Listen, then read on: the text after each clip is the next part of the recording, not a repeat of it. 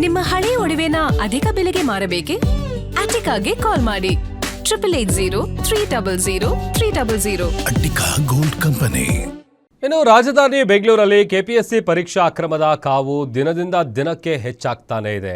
ನೇಮಕಾತಿ ಅಕ್ರಮದ ವಿರುದ್ಧ ಎಬಿವಿಪಿ ಬೀದಿಗಿಳಿದು ಬೃಹತ್ ಪ್ರತಿಭಟನೆಯನ್ನು ನಡೆಸಿದೆ.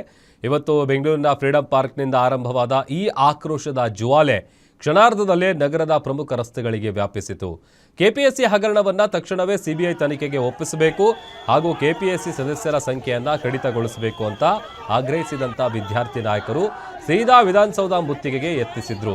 ಆದರೆ ಪೊಲೀಸರು ಪ್ರತಿಭಟನಾಕಾರರನ್ನ ಮಧ್ಯದಲ್ಲೇ ತಡೆದು ವಶಕ್ಕೆ ಪಡಿತಾರೆ.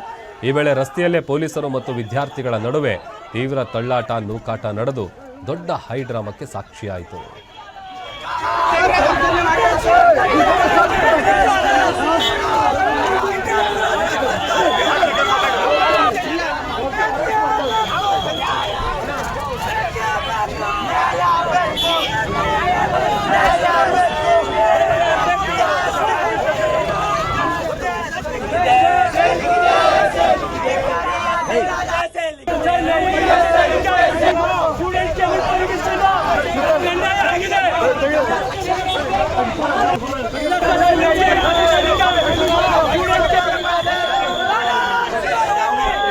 ಕಾರ್ಯಕರ್ತರನ್ನ ಬಂಧನ ಮಾಡಿ ಹೈಗ್ರೌಂಡ್ಸ್ನ ಸ್ಟೇಷನಲ್ಲಿ ತಂದು ಇಟ್ಟಿದ್ದಾರೆ.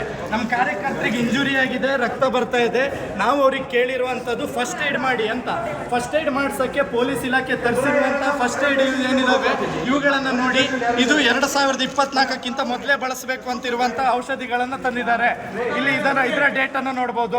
ಇಲ್ಲಿ ತಂದಿರುವಂಥ ಎಲ್ಲದು 2020 2019 ಒಳಗಡೆಯ ಔಷಧಿಯನ್ನು ತಂದು ನಮಗೆ ಕೊಡುವಂಥದ್ದನ್ನು ಮಾಡ್ತಾ ಇದ್ದಾರೆ.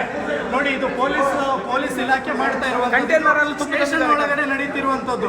ಒಂದಷ್ಟು ಕಾರ್ಯಕರ್ತರನ್ನ ಕಂಟೈನರ್ ಒಳಗಡೆ ತುಂಬಿದ್ದಾರೆ. ಇಲ್ಲಿ ಈ ರೀತಿಯಾಗಿ ಹಲ್ಲೆಗಳನ್ನು ಮಾಡಿದ್ದಾರೆ. ನಮಗೆ ಫಸ್ಟ್ ಏಡ್ ಮಾಡಿ ಅಂತ ಹೇಳಿದ್ರೆ 2019ರಲ್ಲೇ ಎಕ್ಸ್ಪೈರ್ ಆಗಿರುವಂತಹ ಐಟಮ್ಗಳನ್ನು ತಂದು, ವಸ್ತುಗಳನ್ನು, ಔಷಧಿಗಳನ್ನು ತಂದು ಇವ್ರು ನಮಗೆ ಫಸ್ಟ್ ಏಡ್ ಮಾಡ್ತೀವಿ ಅಂತ ಹೇಳ್ತಾ ಇದ್ದಾರೆ. ಅಮಾನವೀಯವಾಗಿ ಸ್ಟೇಷನ್ ಒಳಗಡೆ ನಡೆಸ್ಕೊಳ್ಳುವಂಥ ಕೆಲಸವನ್ನು ಮಾಡ್ತಾ ಇದ್ದಾರೆ. ಅರ್ಧ ಗಂಟೆಯಿಂದ ಹಾಸ್ಪಿಟಲ್ ಕರ್ಕೊಂಡೋಗಿ ಅಂತ ಹೇಳಿದ್ರೆ ಹಾಸ್ಪಿಟಲ್ ಕರ್ಕೊಂಡು ಹೋಗಲ್ಲ, ಈ ಥರ ಎಕ್ಸ್ಪೈರ್ ಆದ ಔಷಧಿಯನ್ನು ತಂದು ನಮ್ಮ ಕೈಯಿಂದ ಕಿತ್ಕೊಳ್ತಾ ಇದ್ದಾರೆ.